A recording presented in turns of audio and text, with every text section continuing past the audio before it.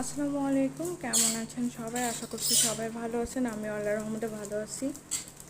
যদি ধরেন যে সারপ্রাইজ দিয়ে ডিম খাওয়াতে হয়, তাও আবার এক সপ্তাহ পরে পরে, সারপ্রাইজ কেমন পেয়েছো? হয় বলেন তো?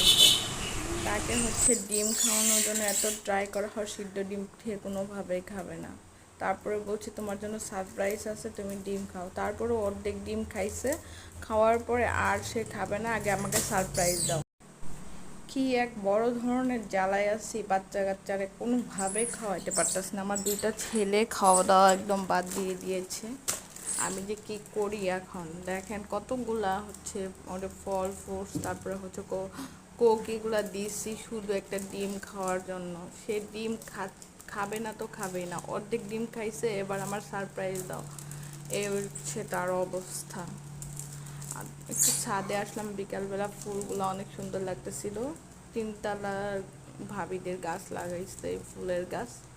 আর ফুলগুলা দেখে ভালোই লাগতেছিল, একটু ফুলগুলা ছবি তুলে নিলাম। আর যে আমি বিকালবেলা ছাদের ভিতরেই যাই, আর ধরেন ছাদেই যাই, ছাদ ছাড়া আর আমার যাওয়ার জায়গা নাই। কেননা ছোট ছোট বাচ্চা নিয়ে আমার কোথাও যাওয়া সম্ভব না। একটা বাচ্চা আপনারা তো জানেন, ইতিপূর্বে বলছি 3 বছর বয়স, আরেকটা 9 মাস বয়স। দেখেন আনাজকে একা বসাই দিছি, দেখি কি করে। ও মানে ভয় পাচ্ছে প্রচুর পরিমাণ বসে থাকতে। আর আরেকজন তো মার্শাল্লাহ ওর বাবার সাথে যত ধরনের দুষ্টামি আছে দুষ্টামি করতেছে। ওর বাবা আবার এই যে আমাদের ছাদে যে বাগান আছে ছোট্ট পরিসরে, টবে আর গাছ টাছ লাগানো হয়েছে, ওগুলো একটু পরিচর্যা করতেছে। ভাবলাম আমিও একটু ভিডিও করে নিই।